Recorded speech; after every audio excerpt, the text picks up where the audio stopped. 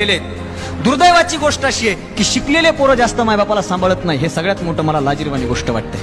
गावोगावी फिरतो ना, गावातले लोक ग्रामपंचायतला भिवून म्हणा, गावाला भिवून म्हणा, पोलीस पाटाला भिवून, कशाला तरी भिवून म्हणा, मायबापाला सांभाळतात. आकड्यावर नेऊन ठेवतात अंधारात, तो भाग वेगळा, पण सांभाळतात. शहरातले लोक सांभाळत नाहीत. आम्ही शिकलो ना, आम्ही सुसंस्कार दे. आपल्या गावाकडे एक मन असते, शिकले तेवढे उगच नाही, ते खाली टमाटे वरी बटाटे समजायचे PhD हे लई शिकले.